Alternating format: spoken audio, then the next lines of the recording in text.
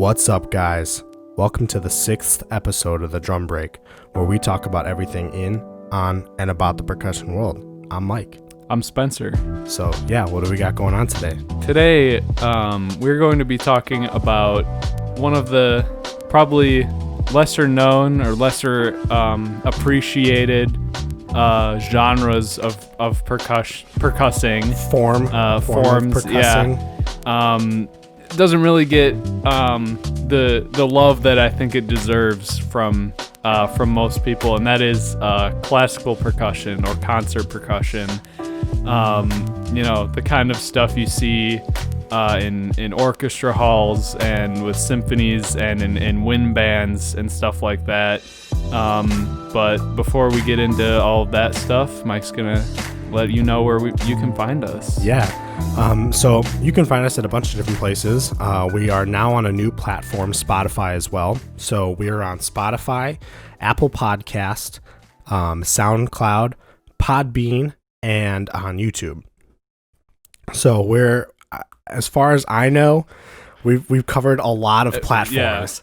So there's no excuse to not listen. Yeah, you have no excuse. None. And that being said, I see the views. Like we check stuff. I check stuff daily. Mm-hmm. Daily I check, just to see what's going on, what's new, what's not new.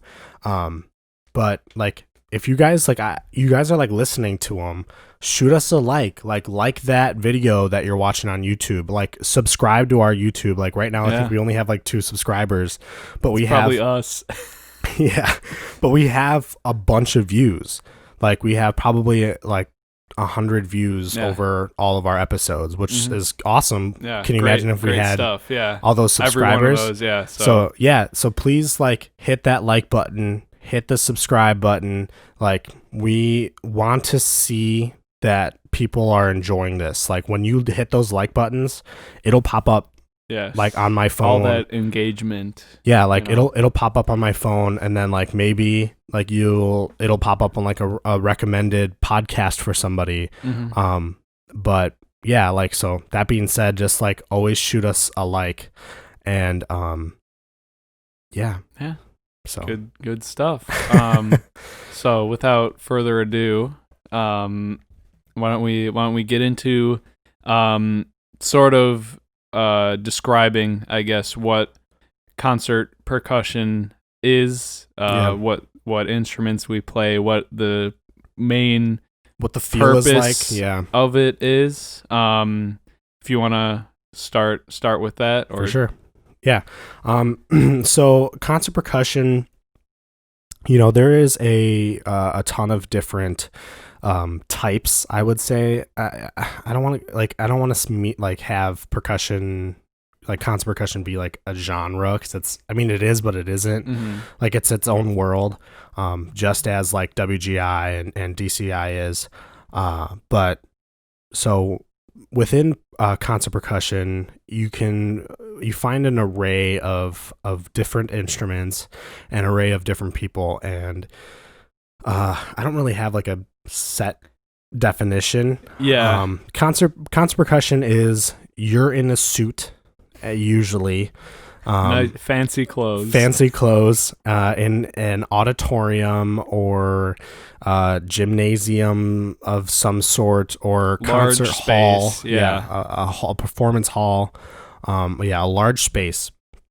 And I would even consider pit percussion to be kind of like pit band to be a little bit of this as well, because concert band, not only are you in those halls and you're the only people playing, you could be playing for like a theater or whatever. And but yeah, so concert percussion is made up of, I would say, as many people as you would like. Yes. I don't really think there's like a limit.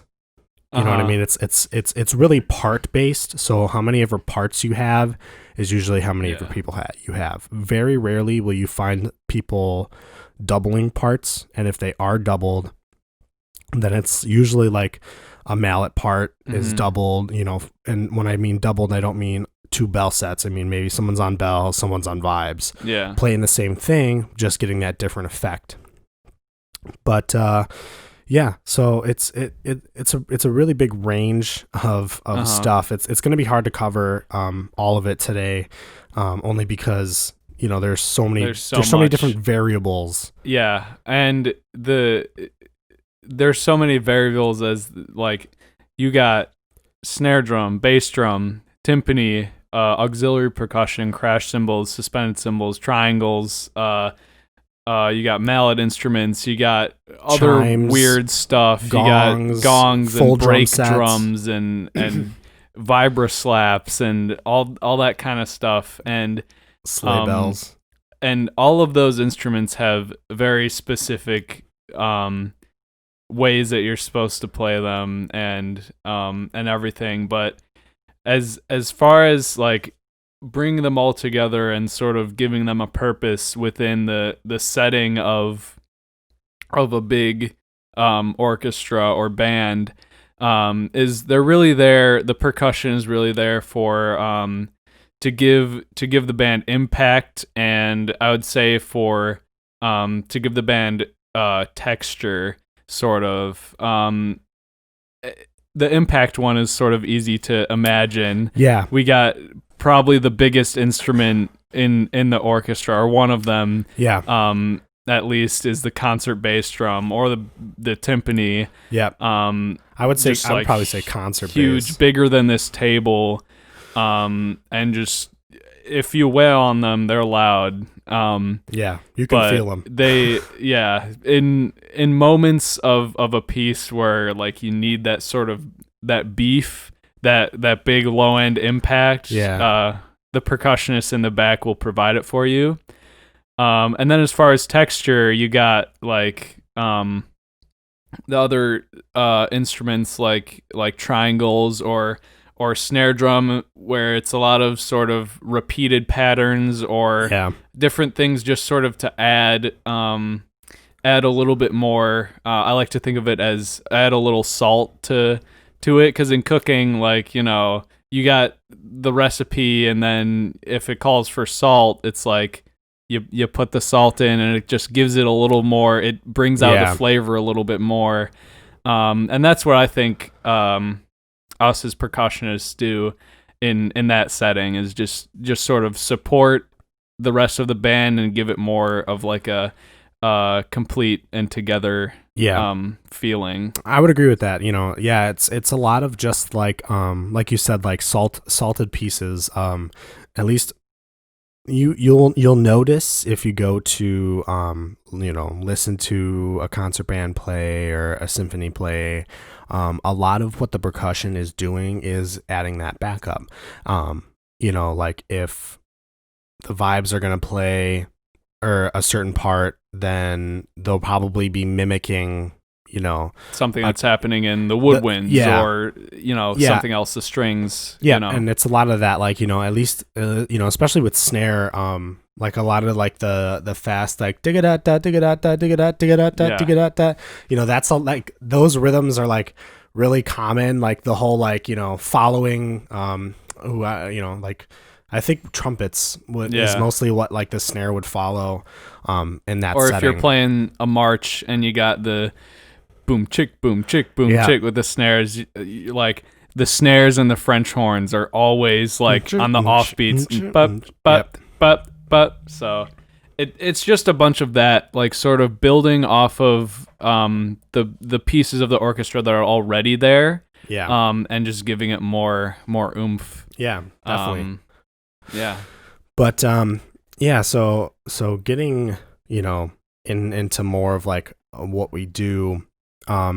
Concert band is a blessing, and it's also a curse. I can really appreciate certain parts in concert band.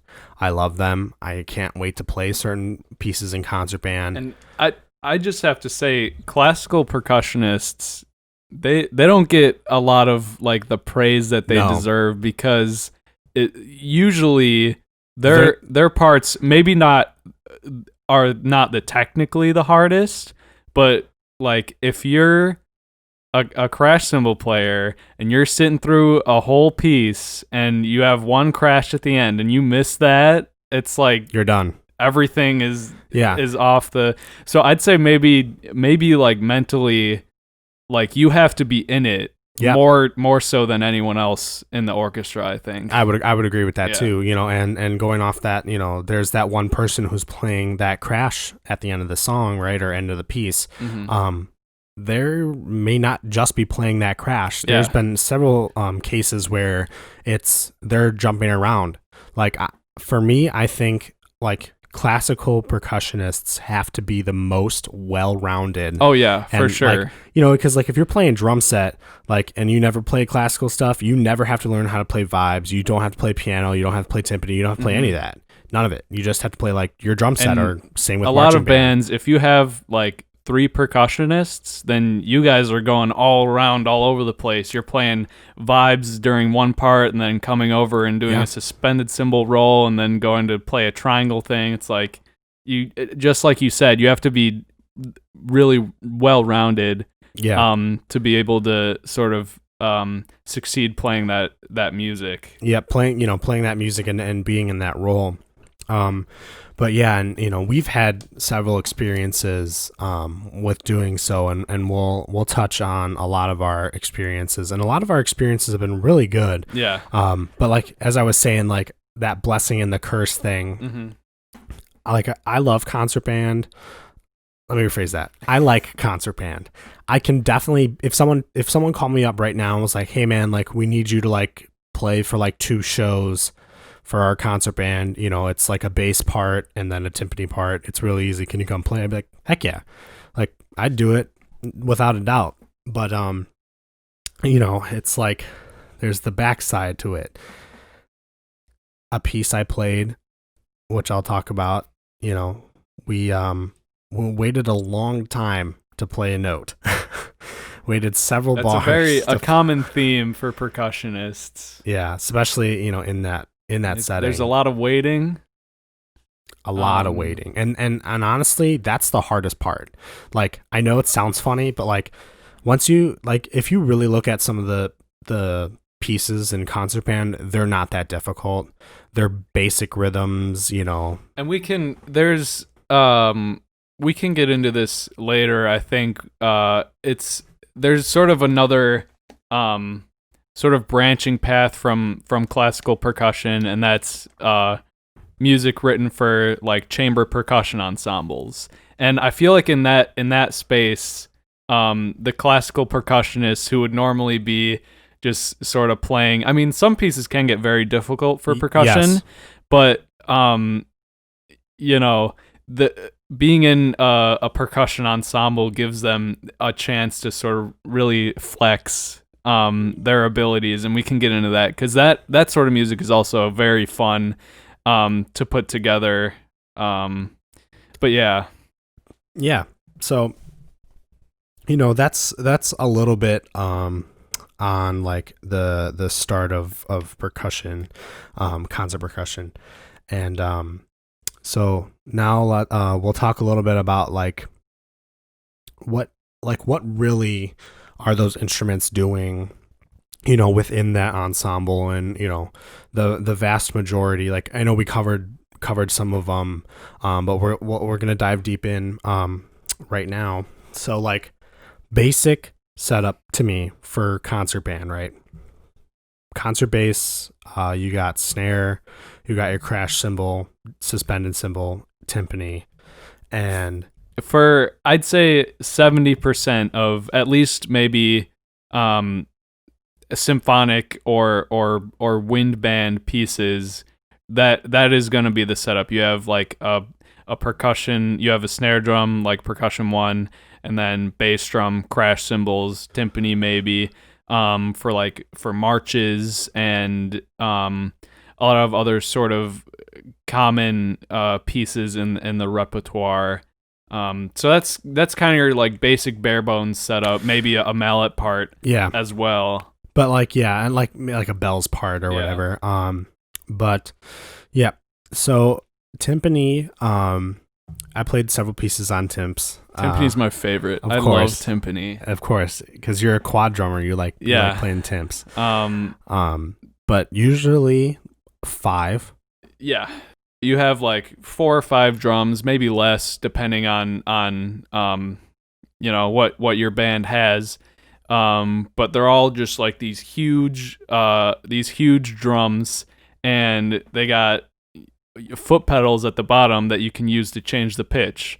So timpani is like a sort of cool thing where usually when you're playing a drum, you don't get to change the pitch of it. You're just like playing snare drum and you do the rhythm. You got the sizes up here?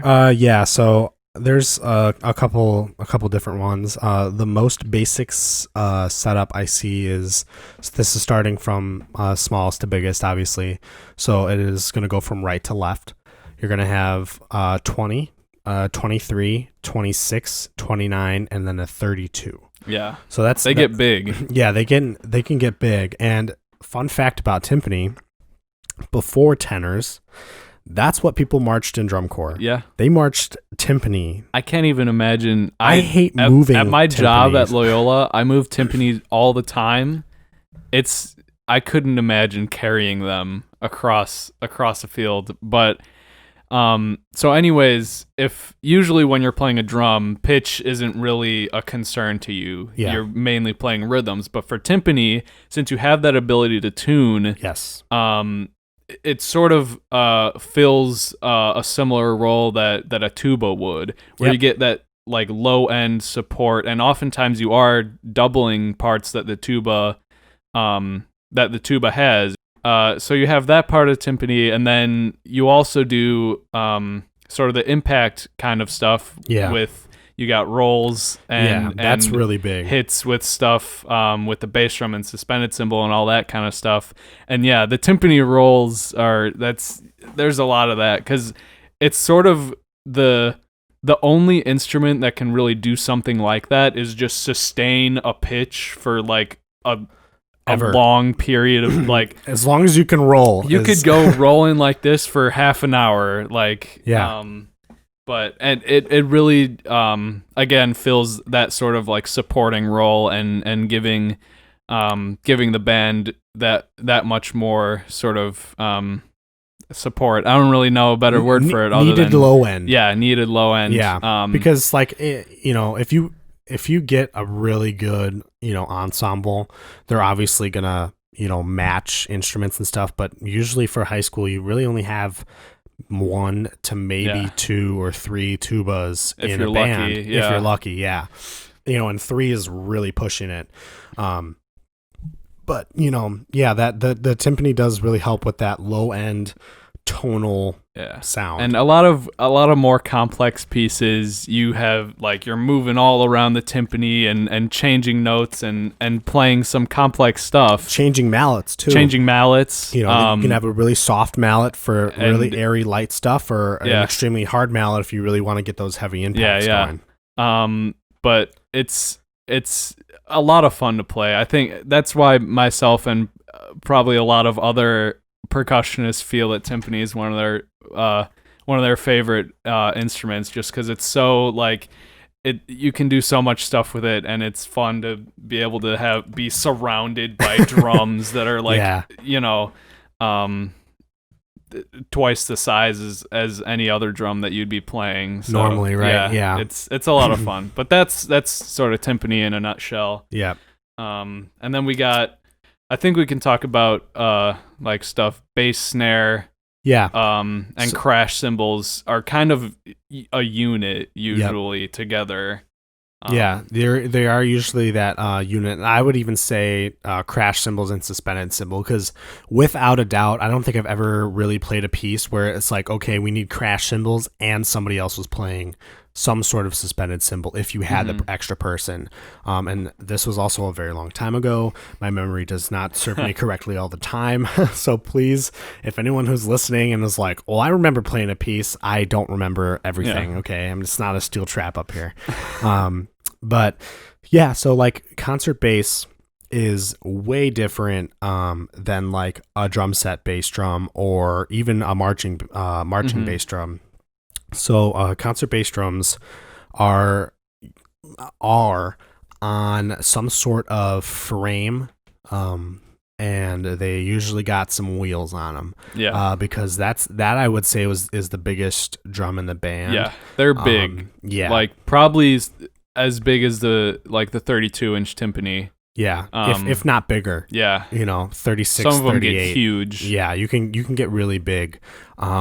They use giant like, if you want like a really nice low like oof tone, like they'll use like those calfskin heads if I'm paired with like a huge puffy mallet. Yeah. Like, and that's just, you get that big sort of warm like whoom, yeah. It literally sounds like if you ever been to like a concert and like, the guy on the bass is just like, and it just like the giant bass drop. It's like, that's, Or what about the THX, right? Isn't that the movie? Logo, yeah. The logo movie where it's like, like that last bit where it's just like, ooh. It's just a bunch of bass. Yeah. Like, yeah. So like, that's like the concert bass, especially with those big puffy mallets. Yeah.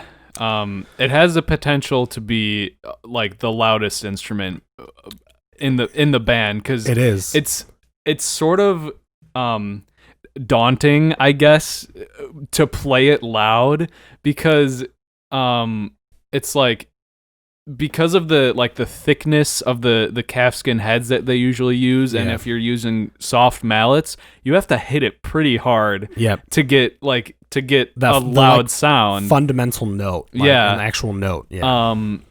And sometimes pieces call for that, and you just gotta gotta go in.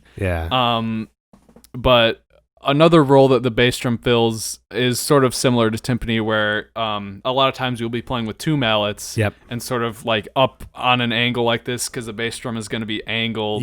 So the bass drum stance. I'll get up and do it. I'll get up and you'll get up and do it. Okay. For people who are for the viewers online. So on YouTube, just like describe what I'm doing. Okay, so the way the frame of the bass drum is situated, it's going to be like on an angle, or at least that's like the easiest way to play it. So it's on an angle, and usually there's a little like footrest up here that you'll stand on with your left foot, because it's tilted like to the left, and you have to get your arm up, and it's just easier to stabilize it there. So if you got you got two mallets, and similar to a timpani, you could be doing like rolls. Usually leaning over the top. Leaning over, and a bass drum roll really it doesn't necessarily have a pitch like a timpani roll. No, yeah. But it just like, if you imagine, like, I know we're doing a lot of sound effects here, but like the Inception sound effects where it's like, and it just like, it's sort of this rumble like that you can feel more so that you can hear. Like you feel it more like in your chest and in your heart. That's area. what a bass drum roll gives you. And then also, you don't have to get back up, with regards to the position, a lot of times your right knee will be used to dampen. I just kicked the table. To dampen or to mute the bass drum, because that's also a big problem with such a big instrument and such a loud instrument, that there's a lot of sustain when you hit it. You don't just hit it once and it goes boom. You hit it once and it goes boom. Yeah. So in a lot of pieces, if they just want like a short impact, you have to find a way to dampen that huge drum. Yeah, which is a hard thing to do. You almost have to get your entire body onto it in order to. Yeah, it literally looks like you're giving it a drum hug. a hug. Yeah. Yeah. So like most of the concert basses that I've at least seen or played have had some sort of muting, whether that be on the front or the back. A lot of times it's a towel, a black up towel on the front that you can flip down. Yeah. There's also like those like door draft things that you put in front of the doors, those I've seen as well. Mm-hmm. But yeah, like when you're muting that drum, you have that towel down. Yeah. You usually have, well, at least when I play, I have my arm down, and then I'm still holding the other mallet. But So with your like hand, so I do holding like the mallet, a rock star, Yeah. like mallet hand with the mallet on the drum, and then and if you can get your knee up here, yeah, and even then it's Yeah. sometimes it's like it needs to be more muted. It needs to be more muted. It's like, But yeah, bass drum's cool. Bass drum's a lot of fun to play too. Yeah. Just because you get to be, the biggest instrument. Yeah. I know like I'm a snare guy or whatever, but like when it comes to concert band, that I hated playing snare for concert band. I loved playing bass and crash cymbals. Yeah. Like that right there is like my chill time, and like Yeah. I get to be really regal about it. My crash cymbals are nice and big, and I just get to like we can talk about that next. Yeah. As far as like impact rolls, crash cymbals is probably one of the most important. Yeah. Because you get that big loud washy just right on the money. Yeah. That everyone knows. But crash cymbals it's especially if you're doing more than just one note at like the end of a piece. If you have like we can get into a little more of our specific experiences later, but I remember in high school when we were in the symphony orchestra, they were playing In the Hall of the Mountain King, and I was playing crash cymbals for that. And in the hall, but then it keeps getting faster, and at the end, I come in with the cymbals, and it's just and it's like you gotta go fast. I think I was playing concert bass for that. Yeah. Doom bat, doom bat. Yeah. Da da da da da. Yeah. And That's keep good. in mind these are pretty heavy cymbals. A lot of time concert bands will have like bigger cymbals. Usually like 16 to 18. Obviously, because you're not marching with them, you're just staying still, so they can handle bigger cymbals, and also for the sound that they produce. But like it takes some strength and endurance to be able to get through a whole piece, especially something like in the Hall of the Mountain King, where it's a lot of constant fast playing, but and I had to mute it too, like every crash. So if you want the same thing, it's like a choke, sort right? of like a choke, a fast impact with no sustain, you gotta crash it and then bring it in to like your chest area. And a lot of times, if you're going fast, you'll just like be bruising up your chest to get that crash, because it's like right in here in this little crook of your arm. But that's how you got to do it to get the dampening that you need. And going along with crash cymbals, like I said, suspended cymbal is also one of my favorites. Just because I feel like with suspended cymbal, you're like a sneaky something. Like, I don't have an analogy for it right now. Yeah. But it's like it comes out of nowhere, and it's just like, and it's there. I would say like it's similar to the bass drum. What you said earlier, I like, is like you can be regal. It's like suspended cymbal. It's so just like majestic, and it's like you can be able to be that sort of there's a certain attitude when it comes to concert band, at least for me, and that attitude is very regal with your playing. Your hand movements are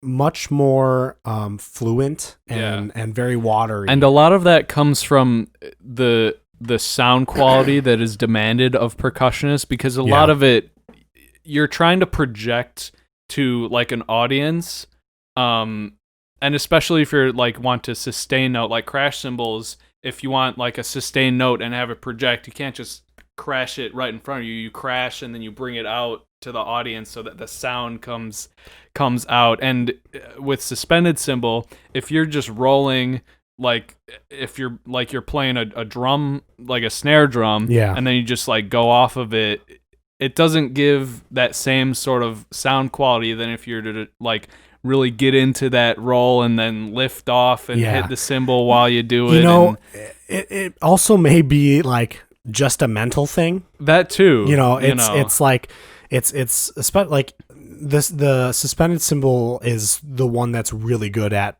portraying that. Yeah. Only because you have to start very lightly towards the bell, right? And then you slowly work your way out. And then that last note, you just give it that little like right or left, and that just sends it over to the top. It starts, and then like that moment the cymbal opens up is like whoosh. Yeah, it's and then just it's great. It's awesome. I love if it's placed in the right spot, like a good suspended cymbal roll and a good bass drum roll and a good impact. It's like that's the thing that gives you chills in pieces, I think. Yeah, and that goes not just for concert band. Yeah. That's for everything. Like it's those big impacts. I mean, like, yes, drum corps, they are like Impact City because like that's what it is. Like that's what drum corps, who can give me the best impacts is like, that's the best thing, right? But like concert band, I don't know, it's like it's different. It's a different especially impact. when you're in an auditorium and everything's echoing around you and it's just because like when you're playing the impact, right, like in marching band, you can hear it but you don't really feel it. Like, because you're in there, you're behind, like, especially because for me, I think most impacts happen when the freaking battery's in the back for some reason. Yeah. I don't understand why, but that's okay. As a performer, you don't get to feel the impact in the same way that the audience does. Yeah. But in concert band, in an auditorium, everything sounds bouncing all over the place. You have no choice but to feel it. Exactly. And it's so great. It is. It really does, make that, it really does make it better. Yeah.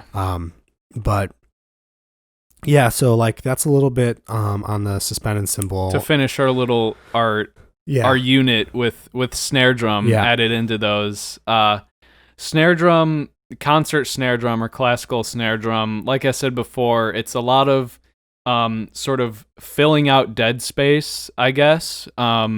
Where similar to like a timpani where they can sustain a note forever, the snare drum can play a lot of very intricate rhythms that someone trying to articulate it on a trumpet or a clarinet wouldn't be able to do that successfully. So the snare drum kind of can add that little bit of rhythmic interest into the band. And a lot of times it's repeated patterns.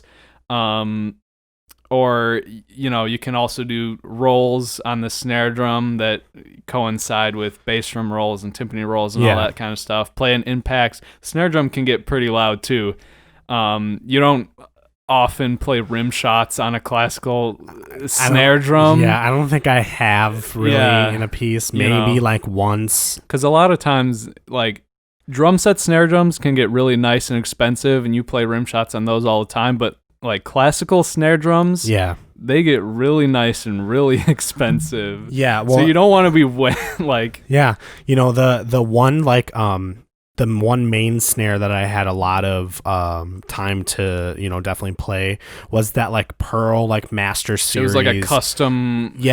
It had like really awesome hardware that looked like kind of like is it Sonar that has those like it was circular, like really beefy thick hardware, but it had like 3 different snares on it. Yeah, and they all had their own switch. That's very common with concert snare drums. It's like you got one that's sort of like a tight snare, one that's a medium snare, one that's a loose snare, and you can have all of them up to get sort of like a more standard like drum sound set snare feel. Or you can mix and match them if you want a different, so you don't have to keep tightening and loosening to get different effects with the snare wires, and that's really cool. And again, with that snare drum you were talking about, I loved playing on it. It felt so good to play, but I would never use it as a drum set snare ever. No way. Yeah. No, it's almost too beautiful of an instrument to be on like a drum set. And same thing goes with the sticks that you use. A lot of times concert band sticks will be somewhere in between like a a drum set stick and a marching band stick, because you don't want like a huge Ralph Hardiman, playing on a concert snare drum, because that's just going to be way too heavy. But you also don't want like a 7A jazz stick, because then you won't really get this sort of sound quality that you need. So there's sort of a middle ground, like it's thick, it's but really weird, not too heavy. It's honestly almost like a pipe band. A pipe band snare stick, which so speaking of pipe band, we may have a possible pipe band guest. Yes. A guy who is very well known in the pipe world. And if you didn't, we haven't talked about it much on the podcast, but recently Mike and I have become a part of a pipe band in Chicago, City of Chicago pipe band, and just sort of through a mutual friend, and they were trying to recruit more people, and we had our friend had always talked about it and talked about like how cool it was. And we jumped in and fell in love with it. It's awesome. It's a very different kind of drumming. Yeah, which we'll have an entire episode, obviously, with that. But yeah, so those concert band snare sticks are somewhat like a pipe band. Yeah, snare it's like stick. they're thick. It's got that thick bead at that thick. But they're not heavy. No, they're very light. Yeah.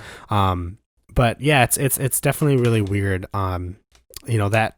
The sticks and a lot of the implements that you use for marching band and stuff, you don't use it for concert band or drum set. You don't use for that, or you might. But so that those like snare, bass, cymbals, timpani, that's like the sort of main percussive things. You got mallet instruments, marimbas and glocks and vibraphones. And most of that stays the same from marching to concert, because, unless you get the really nice, like rosewood marimbas that are, You probably won't, you'll use softer mallets. Yeah. Because you're not trying to project to a big, in a football field. Yeah. There will be like more emphasis on sort of the range of dynamics. But you got mallet instruments. You got trap table too. The trap table. You got all your auxiliary. Yeah. Metal and wood percussion. Sleigh bells. I mean, what else you got in there? Slide whistles. Triangles. Wood blocks, claves. Got them good old shakers. Latin smackers. Yeah. You got the whip. What's it called? I don't know what the actual name of it is, but I don't know. The bell tree. The bell tree. Yeah. That's another good one. Just a bunch of assorted things that even like stuff like the slide whistle or like a vibra slap or stuff that could like don't really belong anywhere else but there. So you put it in percussion. Like you're going to love that I'm talking about this. We had an air raid siren. Oh, yes. Yes. One piece that we played in high school called for an air raid siren, and it was in the percussion part, because where else would you put it? And we had, for some reason, we had this big, it was like a red box. It was a giant, like, red rectangle box. And you push a button, and it starts up, and it had a lid. If you open the lid, it is deafening. It's so loud. But stuff like that. The slide whistle. It's like not really percussion, but where else are you gonna put it? Right. So we get to have fun with a lot of stuff like that. We get cowbells and that like weird like bird whistle. Yeah, that you the put bird like the whistle, water in. Yeah. Castanets. Any sort of little. Bits and bobs. It's like, I don't know. I love the trap table. Okay, wait. I don't love the trap table. I like what's inside it. Like, and it's fun to just like, I know this is going to sound bad, and I'm probably going to out myself right now, but it's fun to go to like different high schools or like different schools and to see what they have in their trap table. What they got. It's like, oh, what is that? Yeah. They got a hubcap in here? What? Yeah, like that thing, brake drum. The brake drums are in there. There's just like a steel pipe that we've had in there before. There's tons of an array of stuff that just like fun little things that really do like make the pieces just that much better. Tambourines, I totally even think about those. But yeah, so that's most that's of the gist of the instrumentation, what you'll see in sort of your everyday orchestra or concert band, Yeah. Now we're just going to do a little bit of our experience with concert band. We got a lot of good stories. We don't have time for them all. But we'll definitely tell some good ones. As far as concert percussion goes, Spencer and I have been in pretty much the same concert band. Drumming together in a concert band setting more so than anywhere else. Right? I mean, maybe aside from marching band, because it's like the same amount of time. I'd say that we were more in a drum set setting, me and you. Together? Yeah. Oh, I guess that's right. For jazz. But I wanted to point out that our school, which not every school does this, which I have some mixed feelings, but overall I think it's a good thing that if you wanted to do marching band, you were also required to do concert band. Yeah. It wasn't like some schools you can just be a part of the marching band and that's it, like a sports team, and when the football season is over, your marching band season is over.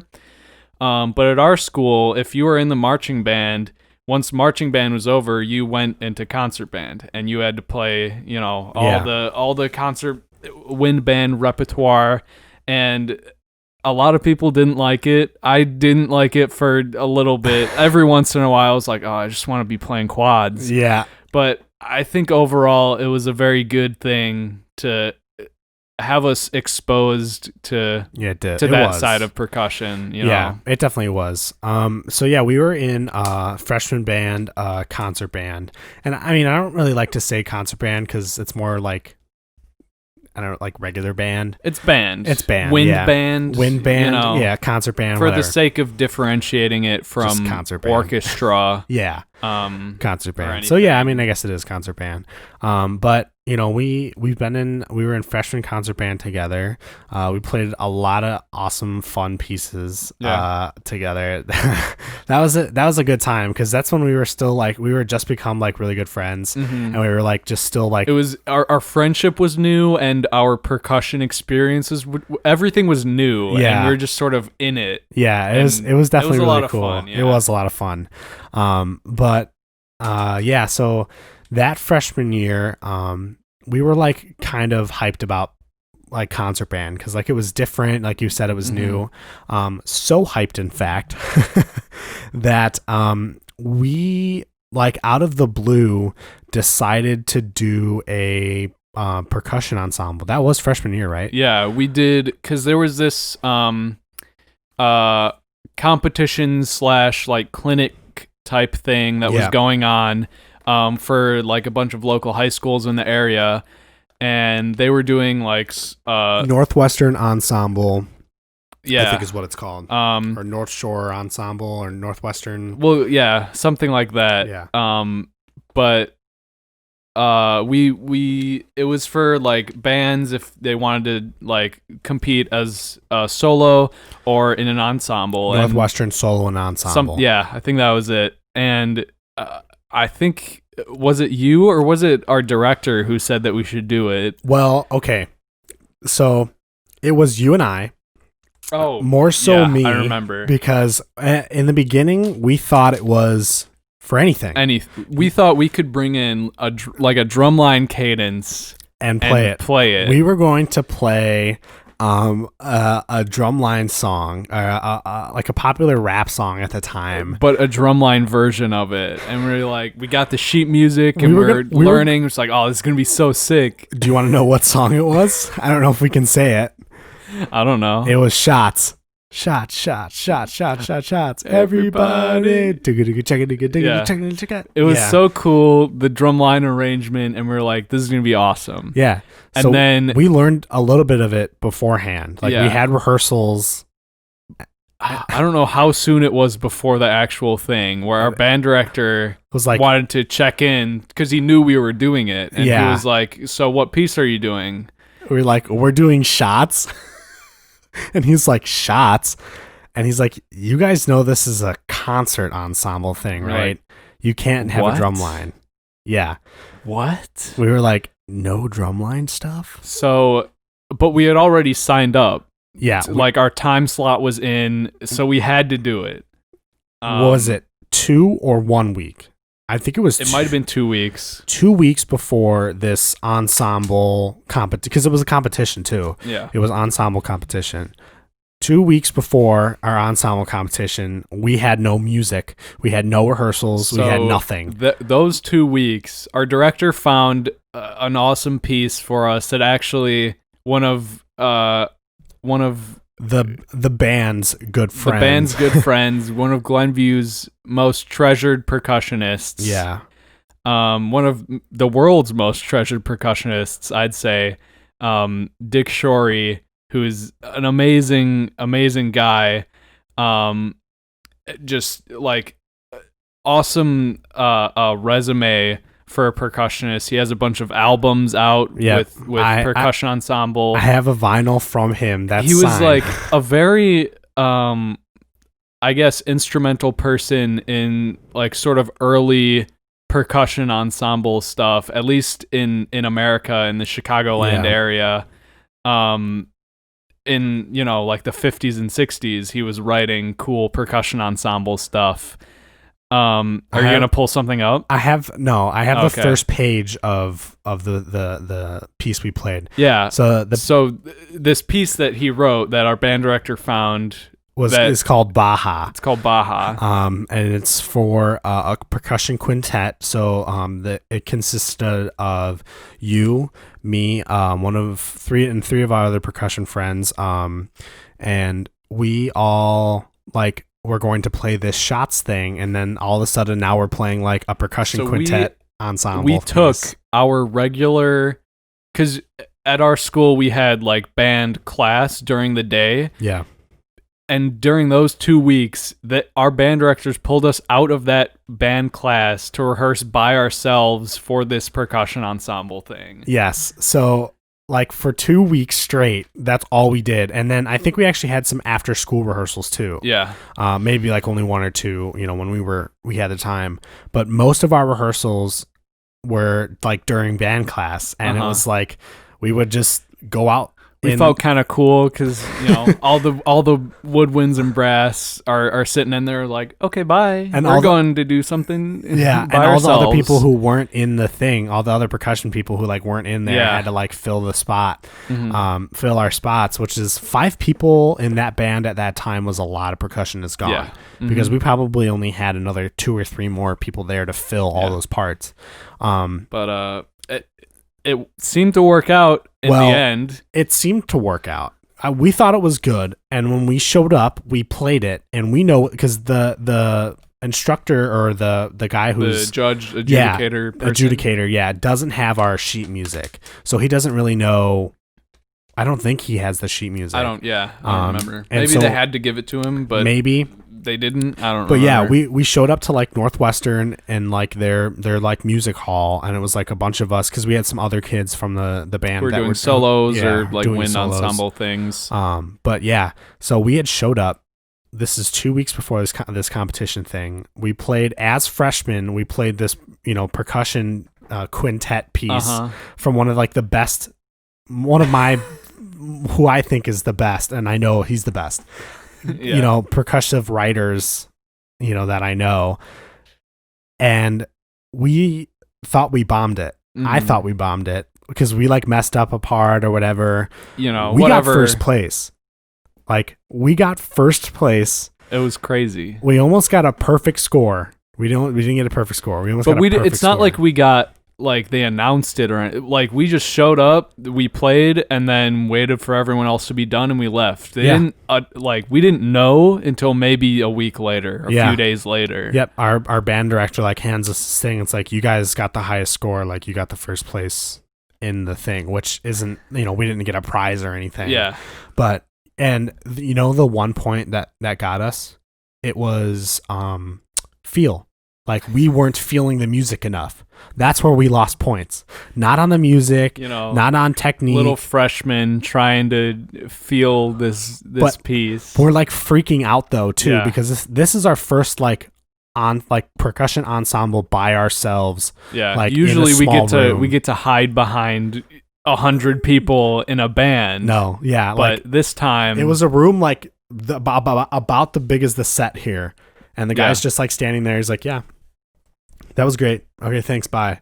And then a week later, it's like, yeah, here, you guys almost had a perfect score. Like, the only thing that you didn't do was feel the piece enough. And I'm like, we lost 1 point to not feeling the piece enough.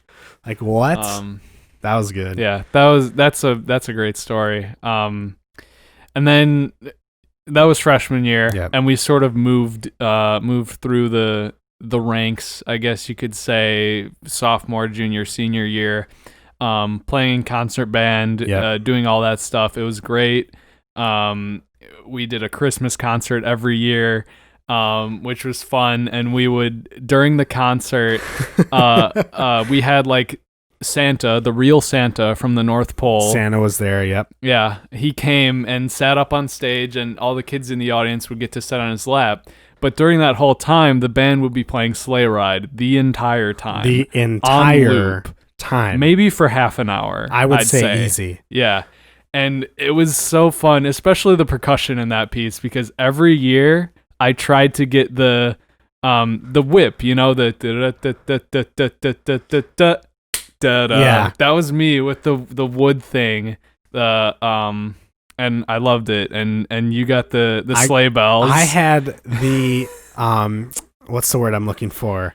The honor and pleasure of playing sleigh bells with Dick Shorey. Yes, he would come because it was like a sort of joint concert with the area's concert band, which he was a part of. Mm-hmm. And they would come together, and Dick Shorey would be sitting there with his antique sleigh bells. Yes, and I sat there, and he because the way we were taught was to have the sleigh bells here and hit it, which on is top. Like a way you can play it. Yeah, it's like a valid way. But Dick and I were like. Dick was like, no, that's not how you play those. I was like, okay, show me, master. I was like, please.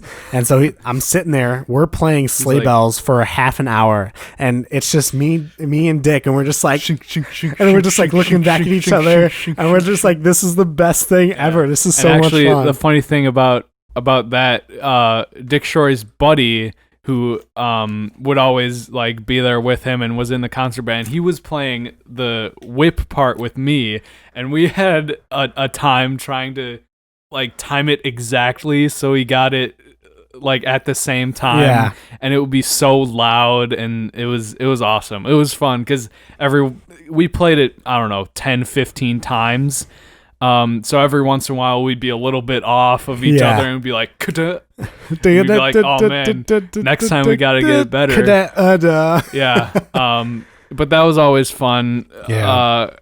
Concert band throughout those years. And then our senior year, our school, it was actually really awesome because our school, it's a district, along with another school in our district, the other school in our district, have a joint symphony orchestra called Glenbrook Symphony Orchestra, and it was an awesome thing. All these kids from our different schools coming together. We didn't really know each other before then, and being a part of the symphony orchestra.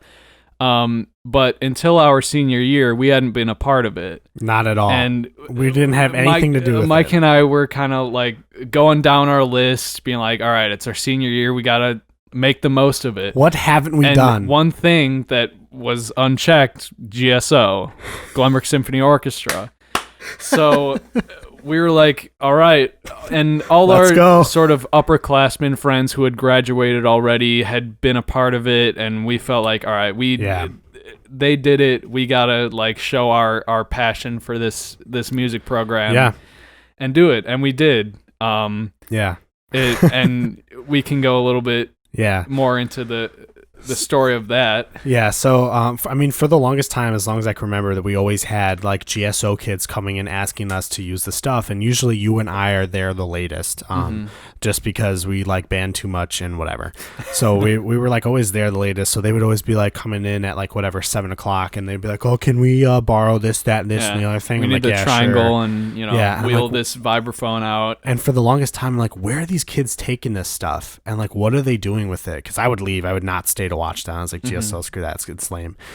And then like you and I think it was you who was actually like, let's do GSO. We should do it. Like we should do it because like we had done every other ensemble that we had available to us as a percussionist. Like obviously we could have done orchestra or something if we played cello, but we didn't. We don't. So as percussionists, we did everything that we could. So, besides that, we had an awesome group of people in that. It was thing. Great. It was, dude. Like the one way I can describe like GSO was it was a party the whole time. Yep. It was a one giant party because like it's a bunch of like North and South kids. For the people who don't know what school we go to, there is a Glenbrook North and a Glenbrook South. Part of the same district. Yeah, we're from South. But we had a lot of good friends that came out of North that we like didn't even know. That we met through this GSO Symphony Orchestra. And yeah, it was the percussionists were a great, eclectic, awesome bunch of people, and you had us. We were the oldest there, but it was also newbies. Our first year. Yeah, so there were kids younger than us who had been part of it for 3 years, and so it was like a really fun sort of dynamic where we were like the upperclassmen, but also the rookies. Yeah, and we just had a ton of fun. Played a lot of awesome pieces. It was a great time. And so here's the story. I'll say it quick. For percussionists that love playing music, I did not love playing the Beauty and the Beast track. If anybody ever asks me to play the Beauty and the Beast track ever again, I will forever say no, and I will probably light it on fire in front of them. No. I had to wait 148 bars of music really to play long. 2 notes. 148 bars is with what, 3 pages of music? I don't even know. Like, about 3 pages of music and the 2 notes. That's it. 2 notes. The thing is, in that, it was sort of an enigma in that ensemble because we had a lot of percussionists. I think 8 or something. Yeah. And so, whereas a lot of times you'd have like you wouldn't only be playing crash cymbals, you'd be doing other stuff during the piece. But since we had so many, you were just playing crash cymbals. We had 9. 9, yeah. So it's not like you could do anything else while you were resting, waiting for those cymbal crashes. Yeah, and not all the parts were, we didn't have 9 parts all the time. Yeah. So there was a lot of points where we were just like. You and I were just like waiting in the back, and we were just like playing marching stuff while we were waiting for concert band or GSO.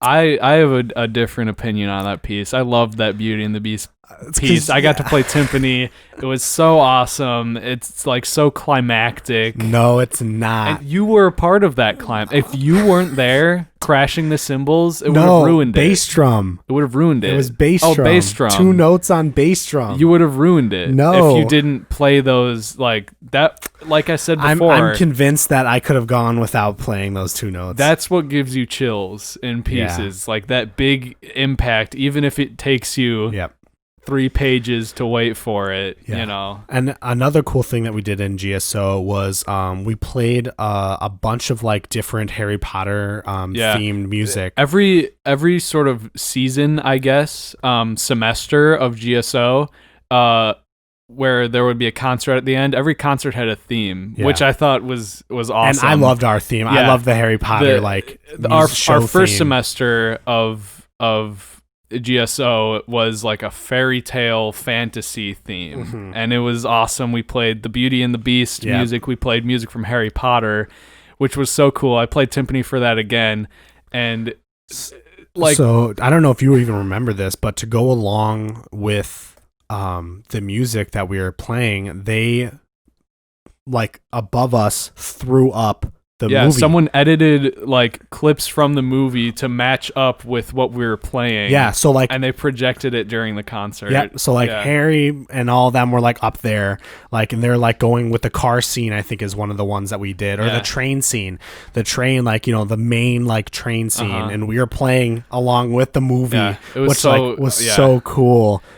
There was a lot of cool moments in that, and we had like the pianist who which was also cool because we had a pianist. Like, a lot of times you don't really get to play with piano in like concert band or even regular orchestra, but a lot of symphony orchestra pieces call for piano. And the piano player was playing like the Celeste with like that opening da, da, da, da, da, da, da. It was like so awesome to hear it on like the authentic instrument, and it was so cool. But yeah, that was Harry Potter, and then I think we played a few other pieces, and then our second semester concert was also really cool for us because since it was like our last thing, and I, from what I think, the percussion section was like one of the more better ones that they had. So I think that they wanted to like feature us, to capitalize on, you know, on us, the talent that was there. The talent that was there. Cause I mean, we had Alex, you, me, Shuri, Henry, like Will, like a ton of awesome people, like, you know, that were a part of it. And our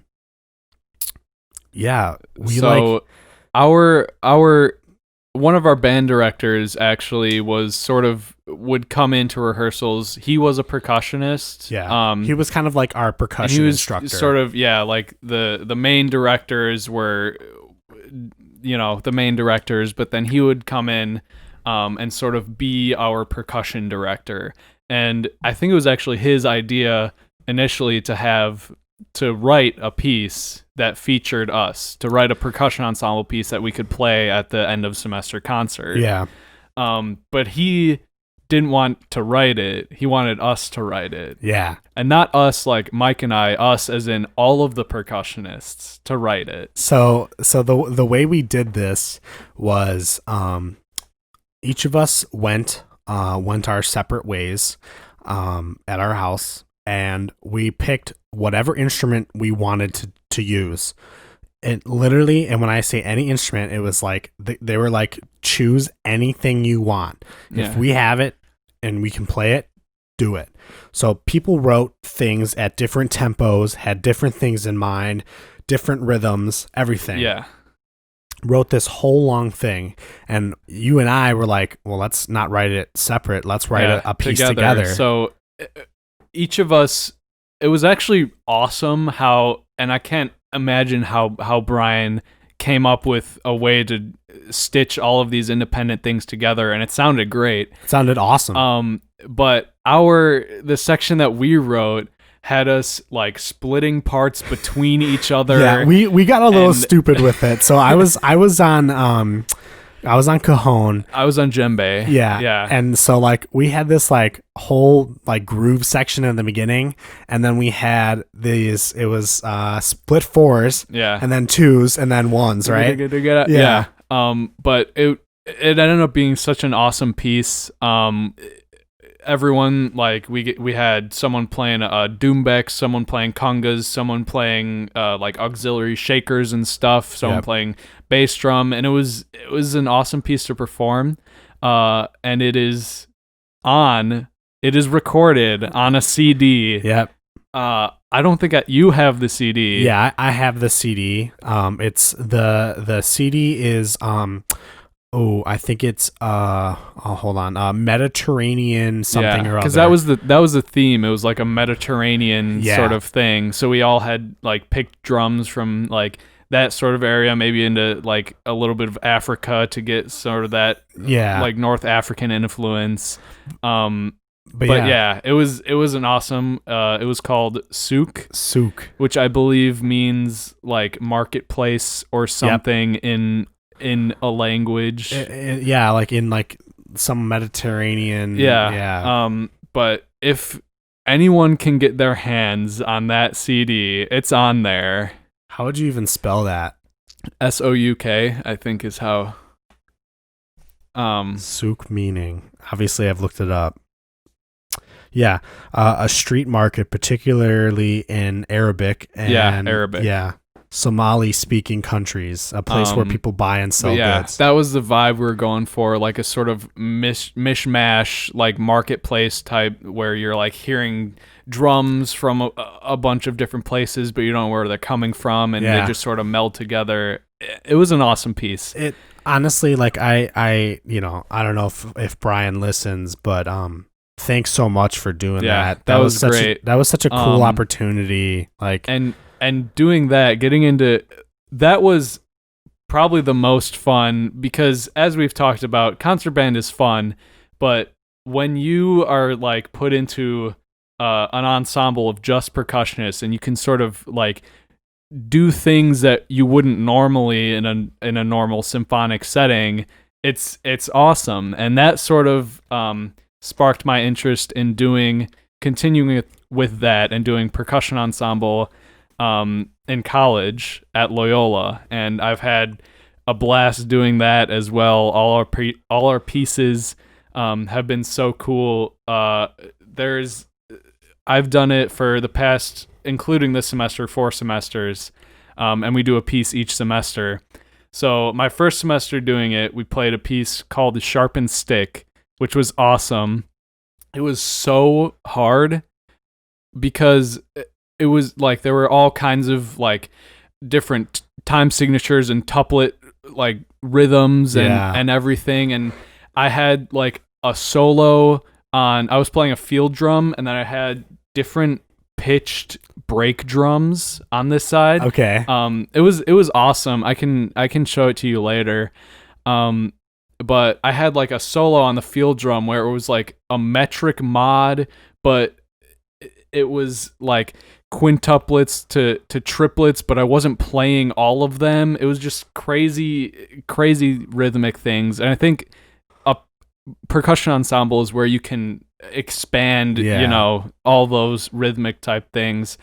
We also played a piece called Shared Space by, I believe, Ivan Trevino, who's an awesome like modern percussion ensemble composer. And we had a marimba setup and a vibraphone setup, and then like some auxiliary things here and there, but it was for, I believe, like 6 people. So we would all be playing on the vibes, like on each side, and then all be playing on the marimba and switch between them. Yeah. And it was so awesome. It's like this sort of ethereal, like vibey sort of piece, and that was great. And then the last semester, the COVID semester, I'm so mad we didn't get to actually perform this piece. It was called Tilted Spheres, I believe, and it was awesome. That sounds like a WGI show. It does, and maybe it could be. It was so cool. There were tons of different like split parts between. The setup was insane.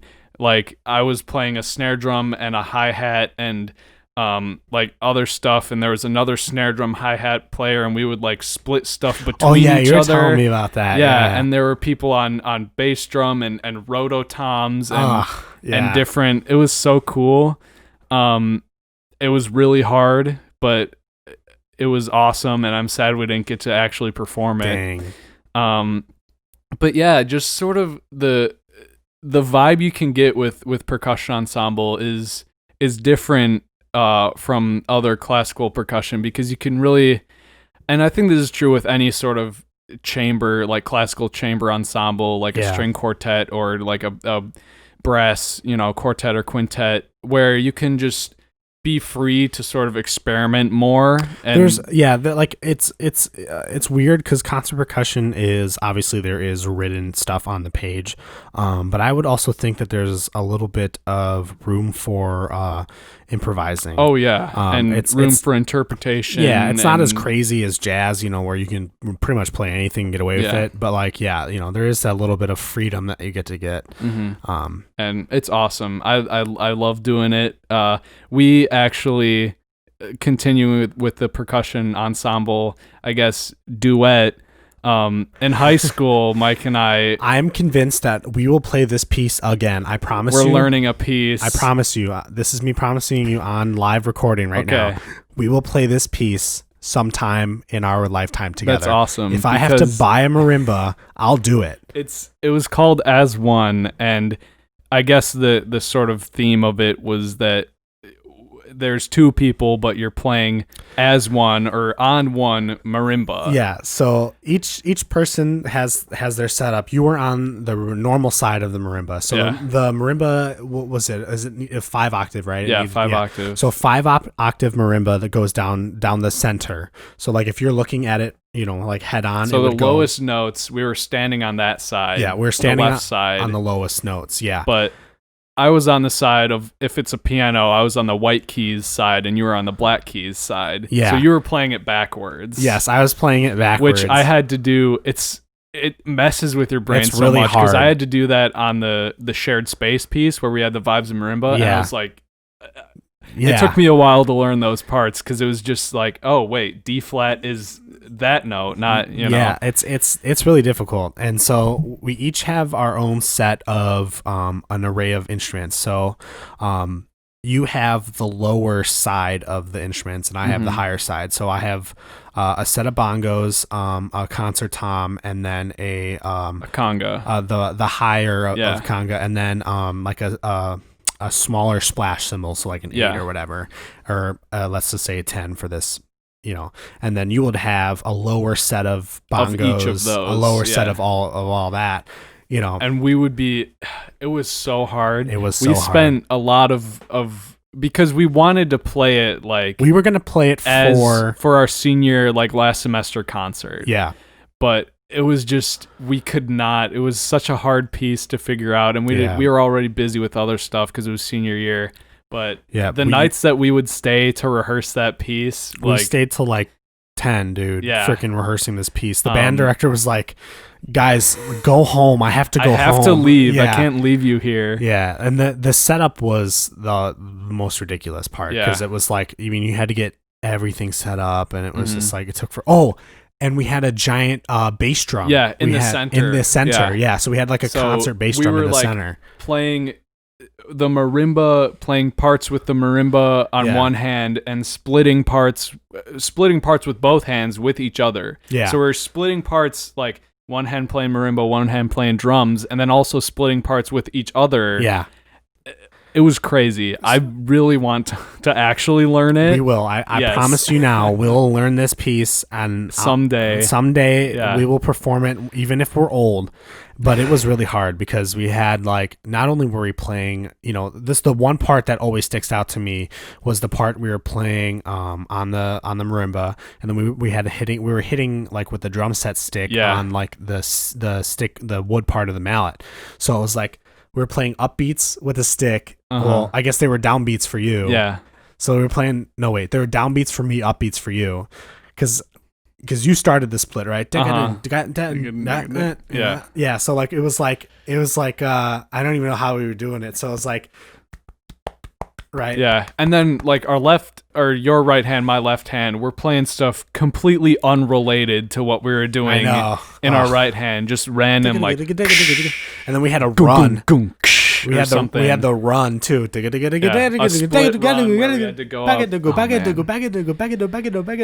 was crazy. Yeah, that piece, and I feel as much as I like classical percussion and concert band, and I feel that it doesn't get, as I said before, get the love that it deserves. Percussion ensemble is just a whole nother It's a whole thing, different beast. Yeah. a whole different, creative thing that you can do, and